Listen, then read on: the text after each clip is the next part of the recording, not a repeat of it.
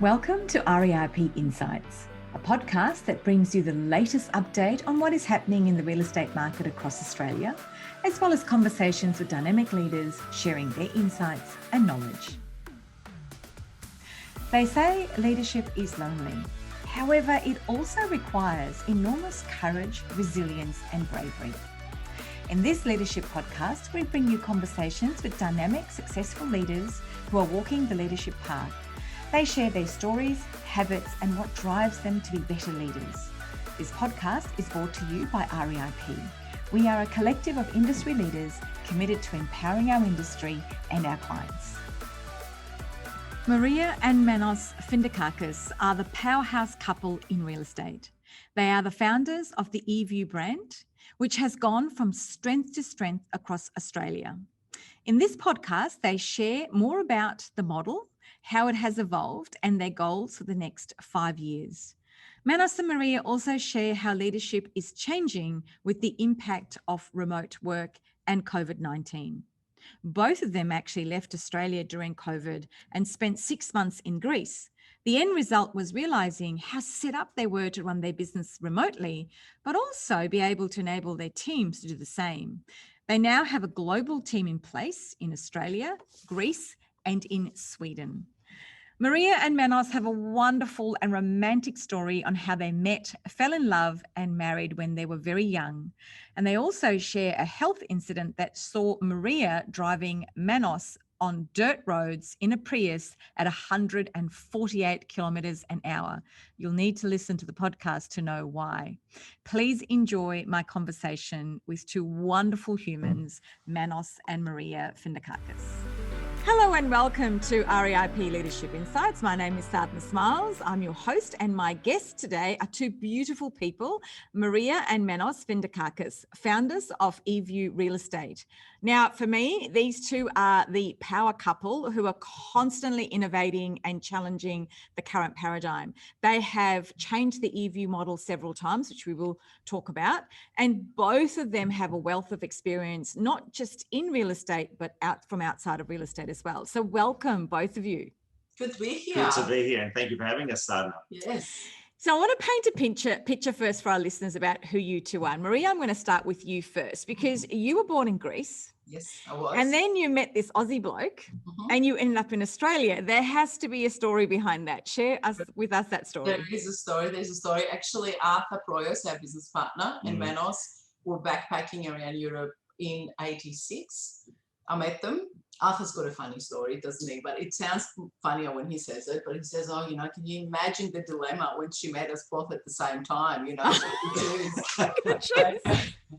So, I met the guys in 86. I was 17, actually, 17. I was going to ask how old you were. Yeah, I was 17. Manos and Arthur just turned 21. 21. And the rest is history. It was sort of, we sort of hooked up pretty much straight away. Told my parents. My parents were not very impressed because obviously, I was young and Australia is the other side of the world. I couldn't speak English very much. Manos' Greek was little, so it was poor. But we got along really well. we got engaged within 3 weeks. We did. No way. And we did the islands. We're implementers.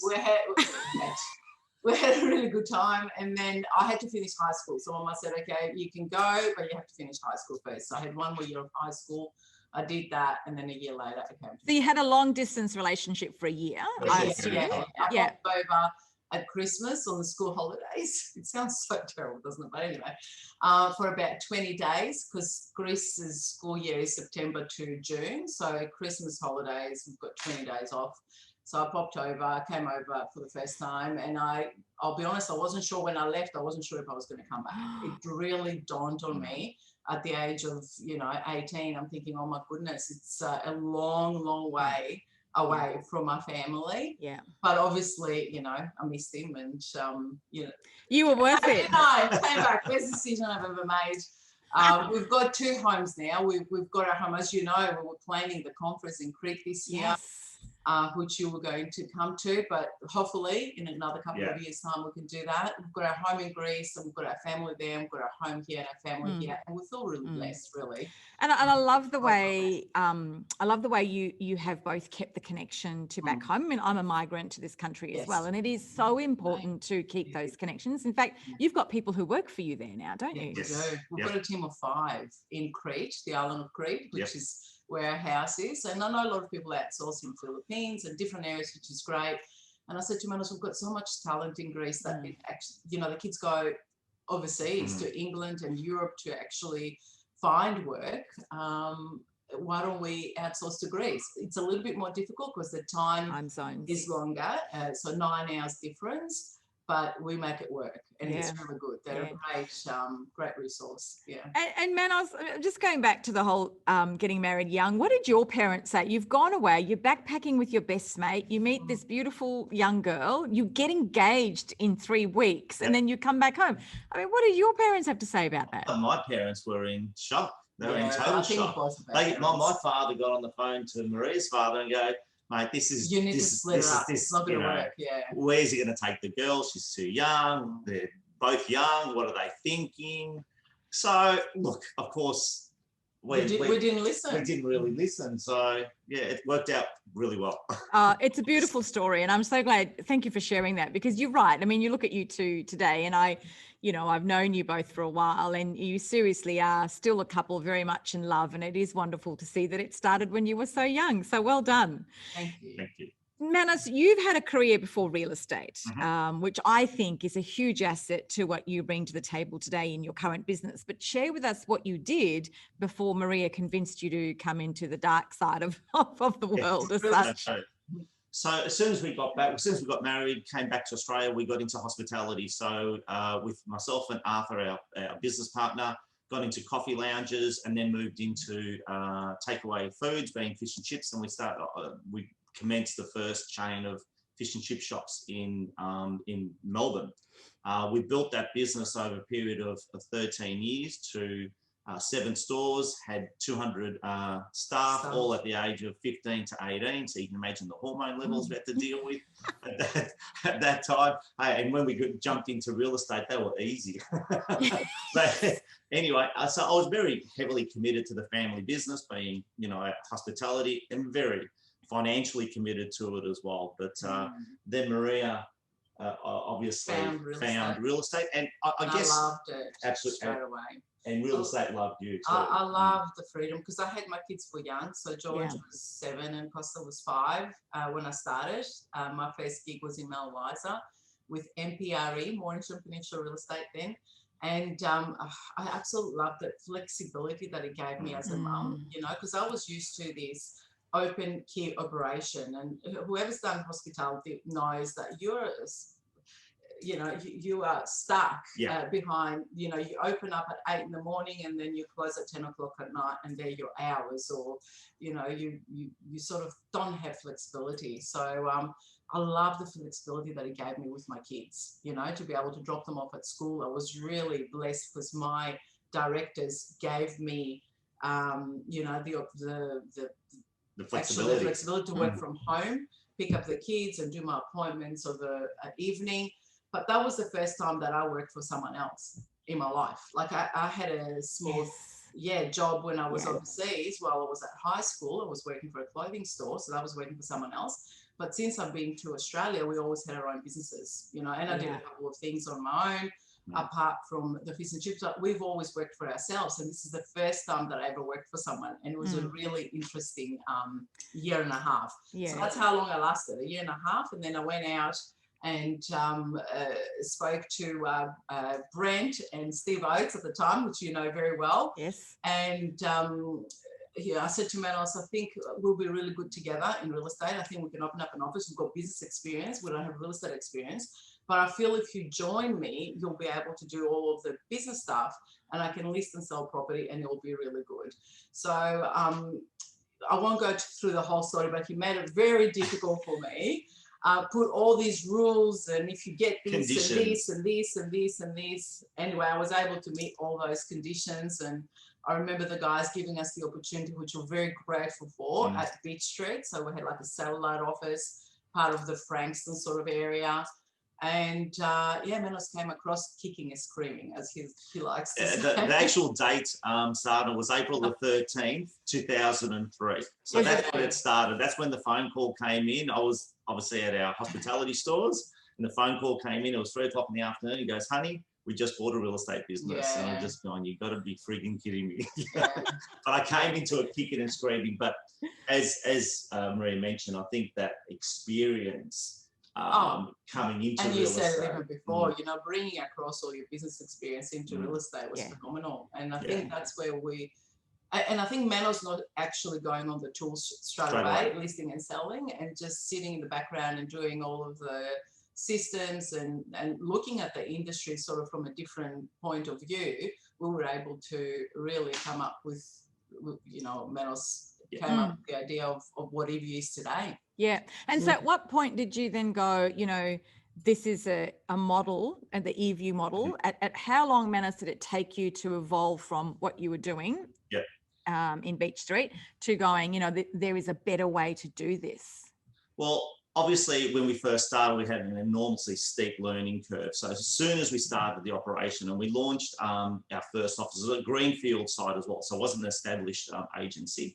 1st of July 2003, we held that operation for 30 months. In those 30 months, we just learned what we had to learn very, very quickly to get market share. We didn't start property management straight away, so we just focused on sales.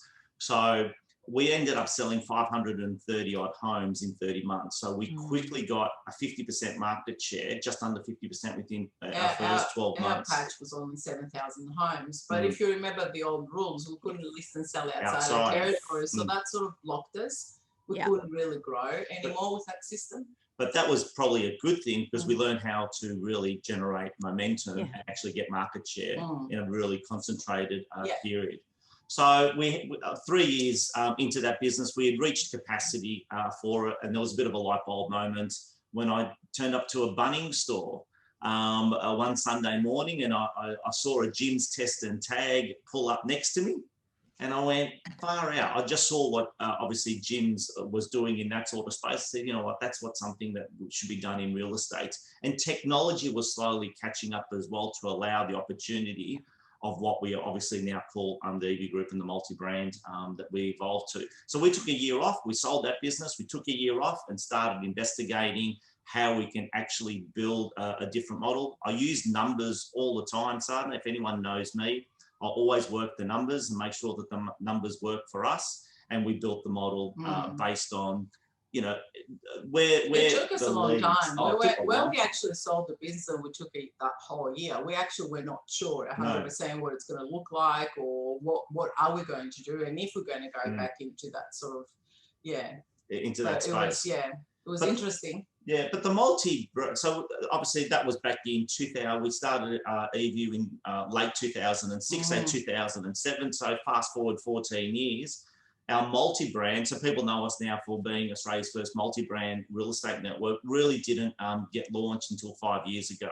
So we were the traditional real estate model, and we obviously engage with our agents similarly to the majority of the marketplace. Just with higher splits, though. With higher splits. Yeah. And then we just really researched where leads were coming from, how the vendors were interacting with the agencies and brands, and obviously agents. And by really pulling it all apart, we found a niche in the marketplace. So, you know what, we've really got to focus. Our frontline customers are our agents and our property managers. And we've always believed that from the very beginning. And we had a model vehicle, i.e. the EView Group, and we trained the drivers to drive that vehicle as fast as they could, left, right, forward, as long as they didn't drive it backwards. But we always felt there was a missing piece in that, and that is where the agents really needed to choose their own colour vehicle and personalise a number plate. So that's how the EView model really evolved into a multi-brand real estate network. And what we've seen then is obviously enabling leaders and great agents to take control of their business and really amplify and leverage their brand, their own name out there in the marketplace to generate more leads, and of course provide all the back end administration. We're saying, you know, that's that's the worst thing that we can actually do in real estate, is just focus on the back end administration and business owners' biggest frustration. So we centralized all the administration services, and then obviously using the economies of scale could obviously flow that into our business owners. I think what you're doing is really clever. I actually do believe it's the future of our industry.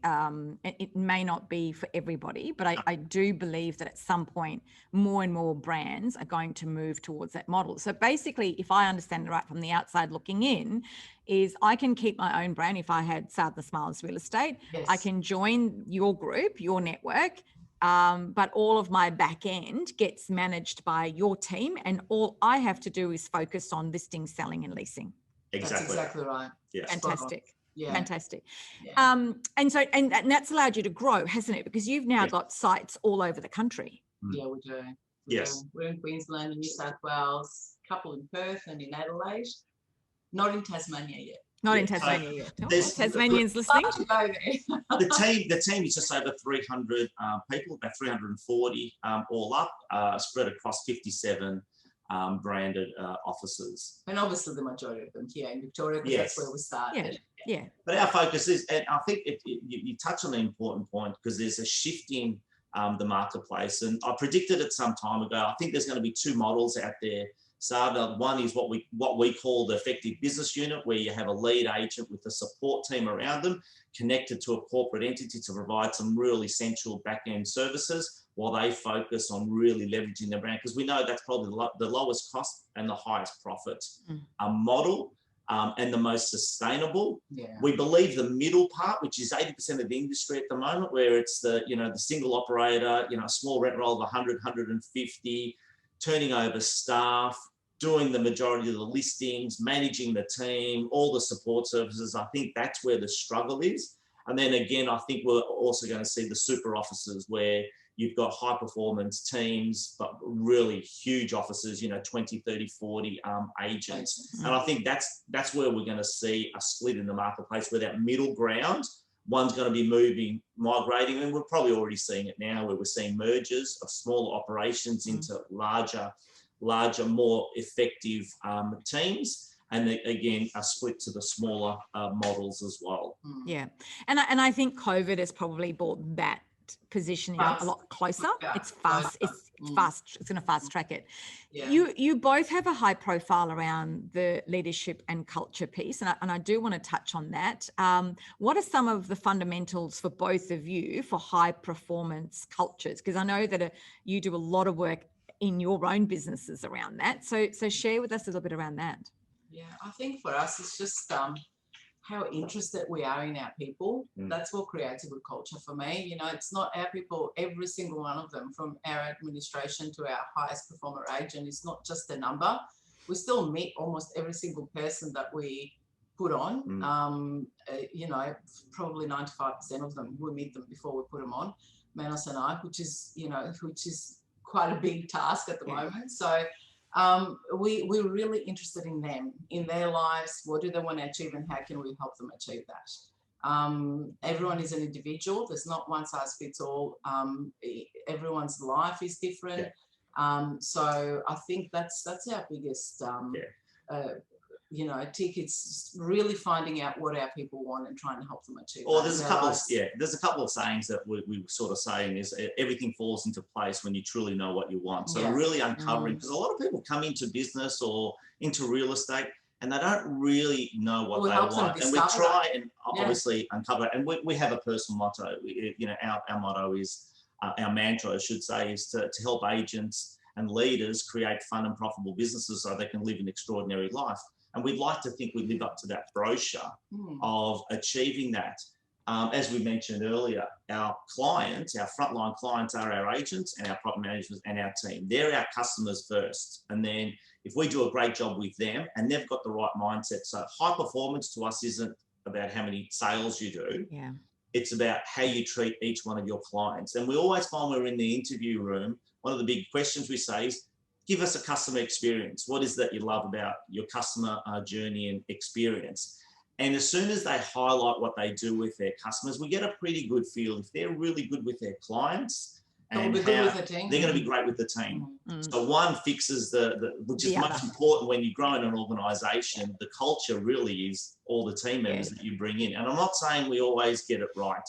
I love Bradley Brown from Fletcher's, and he had a beautiful acronym, pure. Previously undetected recruitment errors. You heard of that? Have you heard him say about that? Yes, It I is have. gold. And of course, that happens sometimes. of course that happens, but the good thing is your team, if you bring the the right culture people, pushes them out. And they actually leave of their own accord. They go, actually, they're too, too, I don't know, family orientated or too, It is family. It is For very, us, it very is family. That's exactly what I'm not even, yeah, we don't hide behind that. It is. But a lot of people think it's maybe the functions and the parties and the awards and the pizza nights. And yes, we do all of that.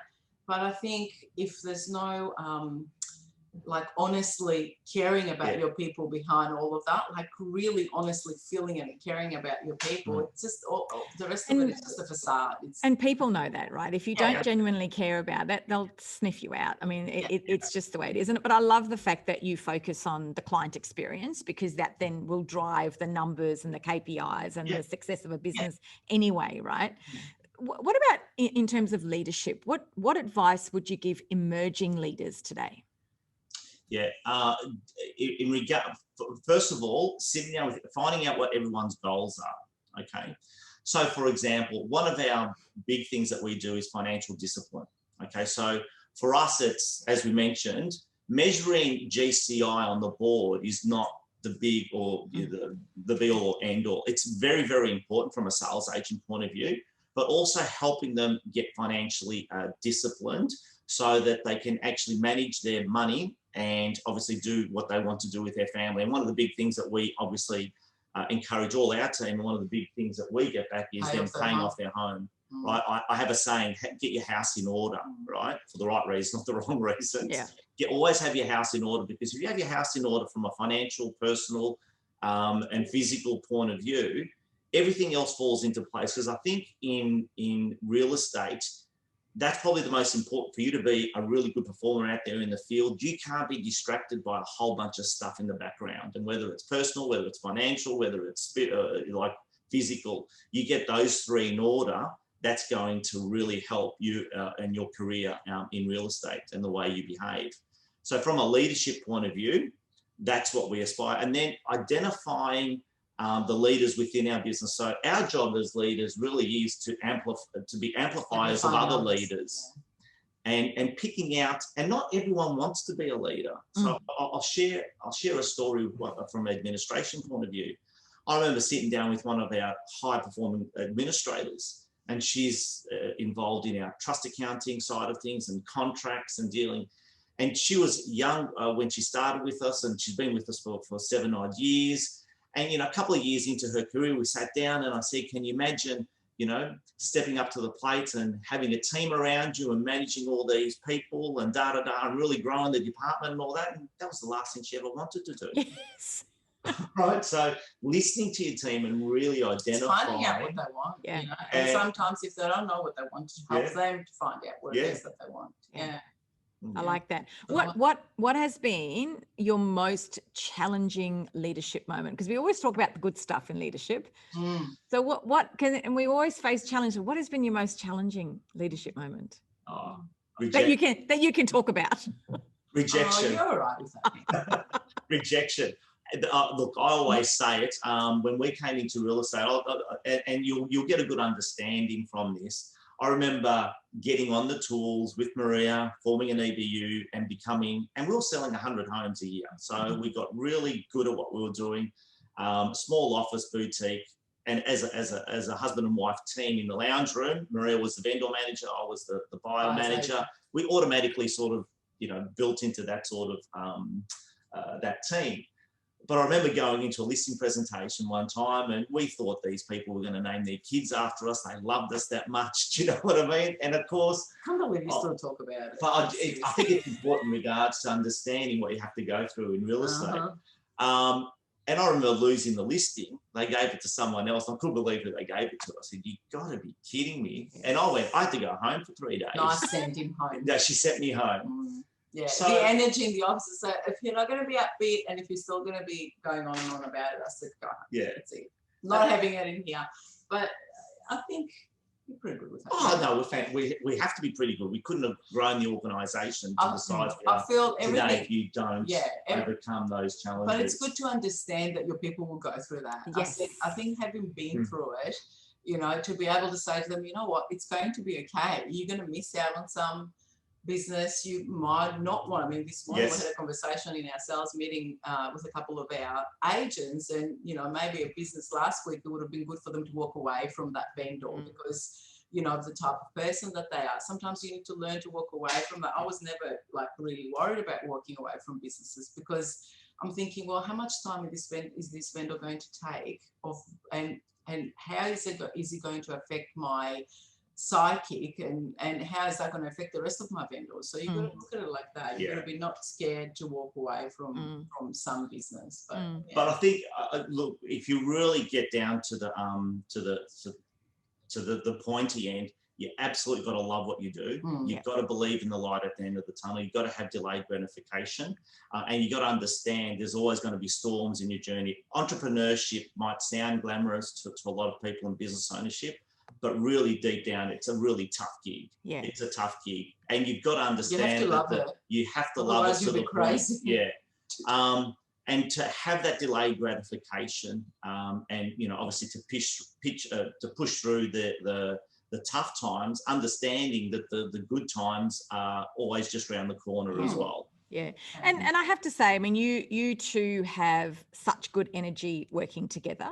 And as I said, I've known you two for a while. I've watched you grow your business, spent time with both of you, and you genuinely, I mean, even just in this interview, your energy is jumping off the screen, and I'm sure people will be able to hear it on the audio as well. How do you both manage to do that, work together and live together? What are some of the rules that you have for yourselves as a couple? Oh God, we don't have any rules. No, it's just, I think one rule is communication. That's it. Like really be honest. I don't understand to this day how people think that the other person can guess what they want or feeling. And that's for any relationship. The relationship with kids, the relationship with your husband, the relationship with your clients, the relationship with our business partners. I think the three of us, because we've got to put Arthur into this. Arthur's been an instrumental business partner throughout. Like he is our rock, isn't he? No he question. is unwavering. He's always here for the team. We fly around, we go everywhere, and we keep busy, but Arthur is always here.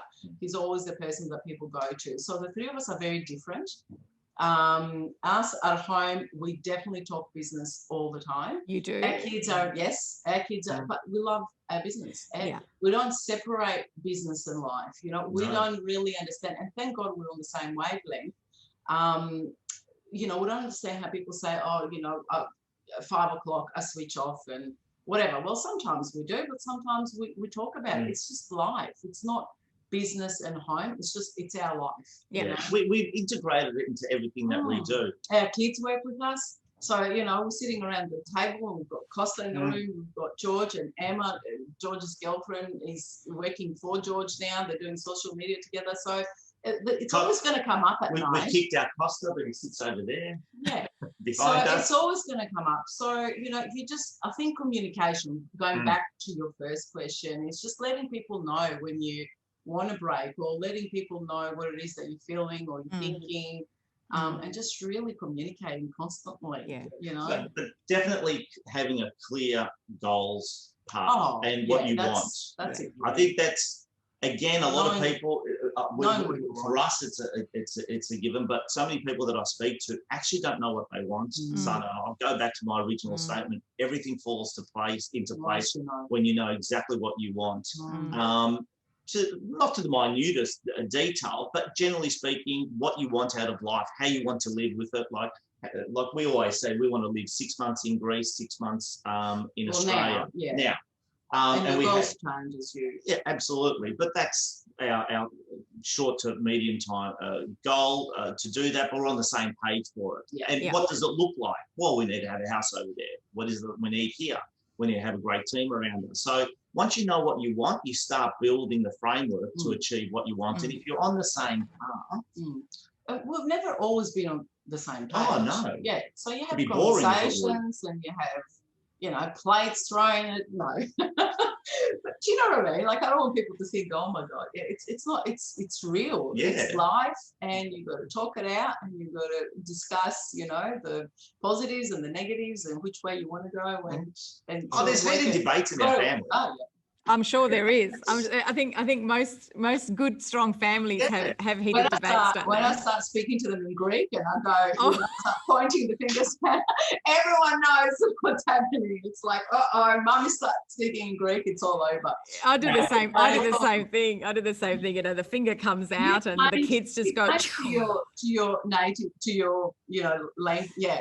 I swear a lot in Hindi. I swear a lot because then most people don't know what I'm saying, which I get away with it. Now, Manos, you had a health scare a couple of years ago. You were in Greece, and Maria's told me this story, and this poor girl went through hell in that period of time. What happened? Yeah, so we were at our home, and it was the 17th of the 7th, 2018. So it was the 27th of July. In 2018. So we were just at our holiday home. We just arrived there probably 2 weeks into our holiday, expecting my twin brother to come over as well. I was just kids were there, all our kids were there as well, and some of their friends as well, and cousins. I was just doing some gardening one day, went out to dinner, got home, hopped in the shower, came out of the shower, it was about 1 o'clock in the morning, and I felt a sensation, and it was just a real funny sensation. And I will share the story because I have shared it with a few people and has helped other people to actually get checked up and stuff like that. So we're in our village of Yerani, which is in an island of Crete, about 15 Ks out of the main centre, 18 Ks. Which I did in 7 minutes, mind you. Yeah, so. In a little Prius. So it was about 1 o'clock in the morning. I was getting some sensations from both my arms, but just like a tingling sensation. It wasn't anything painful or anything like that, but it wasn't going away. And I did say to Maria, I said, Maria, I'm getting these sensations up and down both arms. So I started Googling. Maria started Googling. She goes, maybe we should go to the doctor. I said, you've got to be kidding me. I said, it's only a tingle. I said it straight away. Yeah, she did. But anyway. And probably the most important thing is in this is be proactive and actually get to the hospital. Don't wait. Yeah. You're better safe than sorry. Anyway, cut a long story short, 3 hours passed. I couldn't go to sleep. I was totally awake. At one point, I did lie down on the bed, and when I did lie down on the bed, I felt a really heavy pressure on my chest, and I got up straight away and I said, Maria, I think we better go to the hospital. I think you're right, we better go to the hospital. And as I stood up, then that's when the pain kicked in. I said, there's no time to even think. Like, I grabbed him, shoved him in the car. We didn't even wake up the kids. They were downstairs, and we just drove to hospital. And Maria was doing 148 in a Prius, dirt roads, locking them up. It was just locking up. It was pretty scary. I was screaming at her, going, "Can you please go faster?" Oh, it was down to the floor, overtaking. But it was like 4 o'clock in the morning. But I was very fortunate. We went to the hospital, and they obviously looked after us. They got us, all the stuff that they had to do, and they operated on me straight away to put in a couple of stents. So I had 100% blockage in one of the main artery at the front of the heart. I was kind of complaining to the surgeon as well, sort of saying, how long am I going to be in hospital for now? And he goes, probably 6 or 7 days. Sick, and that's the thing with heart attack. It doesn't give you any warnings. No. You feel sick. Manos was active. He's still active. He walks a lot every day. So you never really felt any symptoms before that, out of breath or anything like that. Never. So it just never. No. Something happened. Blood pressure. No previous symptoms. No hereditary. No medication. Nothing. So it can be a very sudden thing. So I think people just need to act pretty much straight away when it comes to heart attack. Well, I'm very glad you're here, and I'm glad you drove the 148 kilometres an hour in a little Prius. I don't know what would have been scarier, Manos, having the heart attack or having her driving that fast. He was telling me to drive faster. I was saying, go. I was just the first time ever in his life. I was wrapped, and Maria's a bit of a lead foot anyway. Yes. So, geez, I'm not. She's a lead foot. So I'm a very safe driver, I think. Yeah, absolutely. And no, she got us there, and obviously pretty scary times. It's interesting what happened afterwards, though, because like we were in hospital in Manos, we wanted to do the gorge, that year with his brother. The Sumerian Gorge in Crete. It's a 24K hike, and it's quite challenging. We've done it many, many times. And he said to me, ask the nurse if I'm going to be able to do that in a few weeks' time when George. I don't think he actually understood the severity and the seriousness of what was happening. Yeah. And then this is like, no, Mr. Findikakis, you're not going to do the gorge this year. But I think it's interesting what happened afterwards. We came back, and I think a lot of people maybe thought, and it could be different for everyone, but this is what it was for us. We've always been very grateful people. Like every day we wake up, we're both very spiritual. We've got our, a religion. We're very grateful about everything, our lives, each other, our kids, our health. But it just gave us a different sense of gratefulness, like every morning you wake up, you go, okay, I'm here. Thank you. Yeah, thank you. It just gave us a different. And some people thought, well, are you going to stop now? What are you going to do? Are you going to retire? See, I was going to ask. Everyone had an opinion. Too stressed, too this, too that. I said, we're just getting started, and we went even harder. So, but we don't look. We never look at it as working too much or working too little. We've always just loved what we do, and so long as you love what you do. And I have a saying: the most important thing is to work with the right people. And what you do, then how much money you make. Love what you do, then how much money you make. It goes like that. Yeah. Definitely. Greece has been your go-to place. Now, when COVID hit last year, you guys left on, I think it was the last flight out of Melbourne to go back to your other home. Yes. And I love this because no one knew, even I didn't know. There was nothing on Facebook, social media. You were very quiet, but you were able to run your business. You were there for 3-4 months. 6 months. So you were there for 6 months. So you're able to run your business. Now, I want to dig into this a little bit because I think this whole world that we're moving into, where we are looking at creating hybrid workplaces and the ability to have that flexibility, how is that working out for you guys? And what were some of the lessons that you learned? You packed up and you left for 6 months. What were some of the lessons that you learned in that time that you were going to look at implementing moving forward? First of all, we didn't know that we were going to be gone for 6 months. We left for 6 weeks. So then, I don't know if we knew that it was going to be a 6-month holiday that we would ever actually do that, because we didn't want, obviously, to leave our people here in Arthur to run everything. But we were prepared before then, but we didn't really know. You didn't know. We just realized when we were over there, oh my God, we are actually ready for this, all of our admin team was working from home anyway before we left, because we had the previous lockdown, remember? The first time it was like a stage 3. So we already had everyone set up to work from home. Zoom meetings, everyone was doing them at the time. I remember you going online, saying how many Zoom meetings we're having with our team. So we were prepared. When we got there, we really didn't have to do, and we had our team in Greece. So we were able to spend time with them and actually put the systems in place to get them more efficient. So that was a really good thing. It worked out really well, and we didn't. I think the real estate industry didn't realise how virtual and prepared it really was. Like even pre-COVID-19, obviously we've expanded across Australia, so that required us to be virtual, to have Zoom, to have all those systems in place. Probably the next step for us was obviously moving our whole administration team, instead of having a central place to locate to, being our corporate offices here in Cheltenham and in Frankston. To actually work from home. So that was our only real shift that we had to do. And then, of course, being overseas, it obviously amplified our ability to say, you know what, we can offer a lot of opportunities to our team as well. So since then, the lessons that we've had, there's a number of our team. One of our teams actually moved to Sweden, and she's still with us. Yeah. So out of our corporate team. So she's working from Sweden. It was funny because she rang us when we were overseas, and she said, well, you know how you've got Team Greece? I'm thinking about, Team Sweden. Her parents live in Sweden. She had a baby, and her parents haven't been able to see the baby yet. And she goes, I'm not sure how long I'm going to go for. It might be a few months, it might be a year. And yeah, that's Isabel, and she's still working with us, and it's worked out really well. So it opened up our minds to think, yeah, this can be done. You know, our onboarding manager, and like Maria said, if we hadn't have gone through that experience, I don't think we would have offered that opportunity. So one of our key personnel is our onboarding manager, Jo, and she wanted a lifestyle change to the Sunshine Coast from Melbourne. We're thinking, you know what a fantastic opportunity. She's really talented. She's been with our company for the last 4 years. The last thing we want to do is replace her and go through that process. And if it suits her, so when she asked for that opportunity, it was a great big tick. Yeah, we said, we didn't even have to think about it. No. So I guess from a leadership point of view, the most important thing is making sure that, one, that you provide all the tools to your team.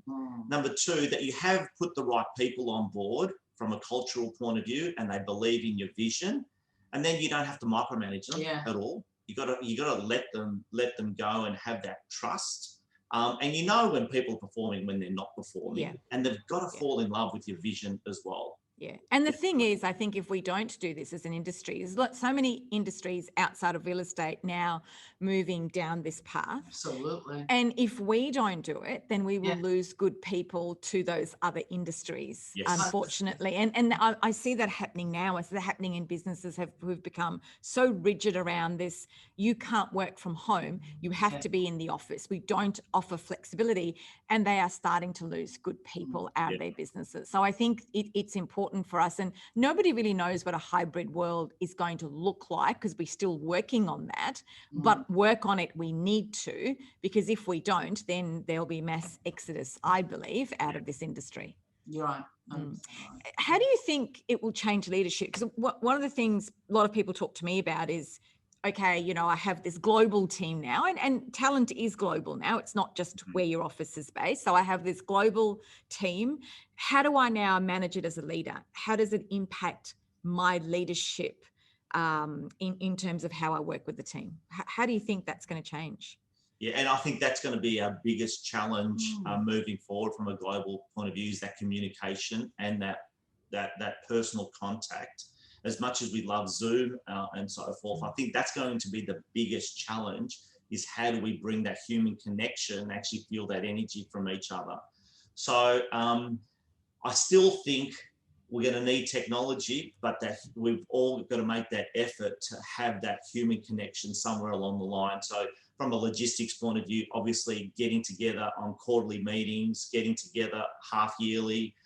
From a global perspective, you've got to make those trips overseas. I think you have to, and anyone that has overseas teams, you've got to be meeting them at least once or twice per year, or having some of your other teams. I'll put my hand up for that for Greece. So that's, of course, that's me doing that. It's definitely glamorous to have overseas teams and so forth. But we've brought them here as well. Yeah, but we've brought them here. Yeah, so, this is before COVID, obviously. So we brought our team here. So yeah, definitely. I don't think you're going to avoid that meeting someone in person, and you know, as we say, breaking bread over dinner, over lunch, a few times.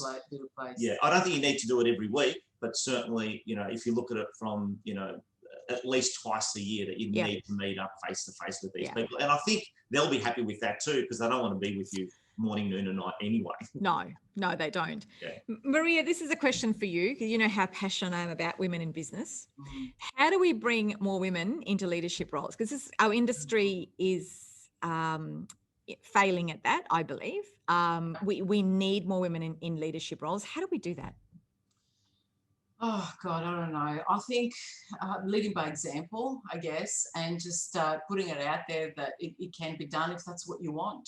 I feel that there's a huge push, you know, in regards to that for, I'm not sure if it's necessary, you know, because I understand that, you know, women can be at different stages of their lives. So when you go through the stage of having kids and, you know, maybe wanting to come home, stay home and take that time away, obviously that takes a few years away, and then you have to, you know, rebuild. Exactly.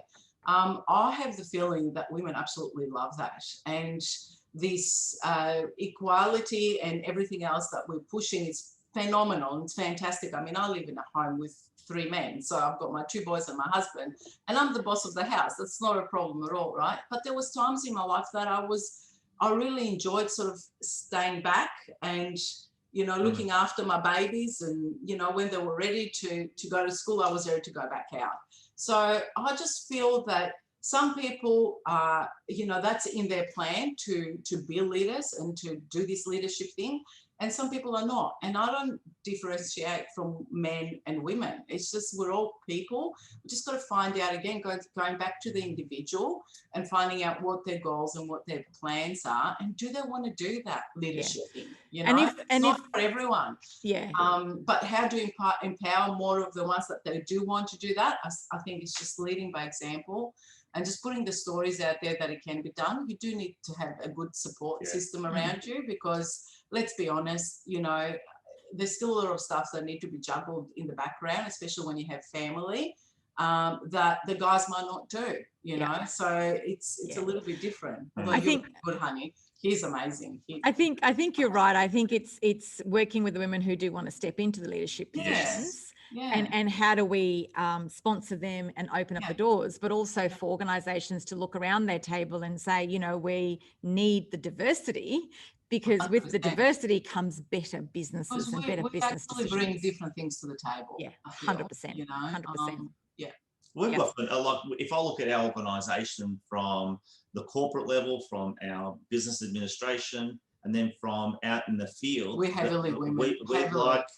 Heavily. Yeah. Like, but that's because I'm driving. There's you know? And do you know what? A lot of people think, when we go back to real estate sales and property management, and you'll know this because you've interviewed so many people in your career, women come to me for an interview and they automatically think that they have to, and this is mature women that come back into the industry after having kids, and the kids have gone to school, they feel that they have to start in administration or property management. They don't think that sales is something that they could do straight away, because, you know, they have kids, and I'm thinking, oh my God, it's actually the opposite. You know, sales actually gives you so much flexibility, freedom, and flexibility. And I think that's what we educate, and we share. Education, just sharing that information and spreading the word. Say, hey, sales is an absolutely, if you want to be in sales, an absolute fantastic career and work-life balance opportunity, especially when you have a young family, or, you know, you want to have that flexibility. I don't think there's anything that beats the flexibility of being a sales agent, especially if you structure yourself as an EBU and you've got that support team. Let's be truthful, our industry is phenomenal because it provides so many opportunities in so many different aspects, from administration, property management, sales, leadership, and career paths. So you can have someone starting with you and, you know, moving on and doing, you know, property management, or opening up their own little business in property management, and we're here to guide them to do that. But I think more education and really showing, like, leading by example. And inspiring belief that they can do it. They can do it. Leading by example. I like that. What's the future for eView? Where do you see yourself in the next 2 to 5 years? Well, Manos' big audacious goal, go. An eView Group proud member in every single suburb of Australia. 1,000. So the goal is definitely 1,000. We're a long way. 1,000 offices. 1,000 individual brands. Right. Yes. Yeah. Around the country. Would you go off? Would you go offshore with that as well? Look, we've been approached to go overseas at this point in time, but we haven't explored that. And again, we've grown through partnerships and meeting people. So all our businesses that we've expanded into has been purely because we've met the right people, we've engaged with the right people, we've on the same page culturally, we've become very, very good friends, and then we've expanded the business that way. So our growth has been more from recommendations and referrals and meeting people. So I think the overseas opportunity would come when a relationship like that obviously happens, as opposed to us actually searching for it.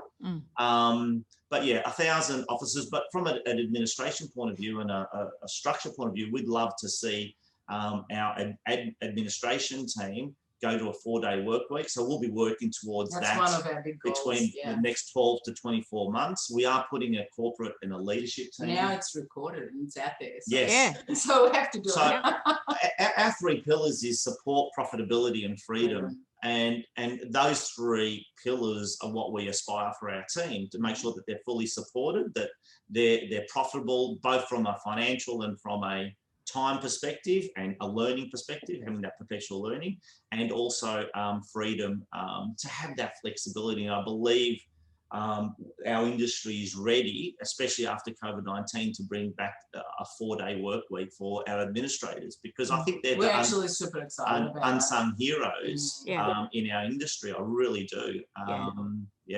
Yeah, well, I've done the same. I'm about to go to a 9-day fortnight with one of my property managers. Yeah, you know, because she's doing the time, doing the work in the time, and we've trialed it and it works. And so, you know, we'll put that into place. But I think, I agree. I think there are many hybrid situations that we can create. The old days of 5 days a week at 8:30 to 5 o'clock, gone. Yeah. I think they're gone. Yeah. And I think as an industry as well, one space that we all we need to look at is property management for principal place of residence. And I know a few people are dabbling in that, but I see that as a huge growth corridor and an adjacent space to our traditional, you know, listing and selling and property management. But I do believe that principal place of residence property management is going to be an exciting space to watch. And it may be later rather than sooner, but, you know, I think over the next 2 to 5 years at least, we'll see that space expand. And I think the technology will really help facilitate that connect. I agree with you, because they need the same services that we already provide to investors anyway. And I think the technology piece will really help us bridge that gap. Whether it's an app or a product of some sort, but we just need something to bridge that gap. And it'll happen. Manos and Maria, thank you so much for your time. It has been an absolute delight speaking with you. Thank you for all that you do with the industry, and all the best growing eView and the brand to 1,000 sites across the country. I'm excited to watch that happen. Thank you, Sana. Thank you so much for having us. And all the best for the rest of the year and beyond. Thank you. Thank you for joining us. Please take a few moments to rate, review, and subscribe to our podcast. Until next time, stay safe and stay connected.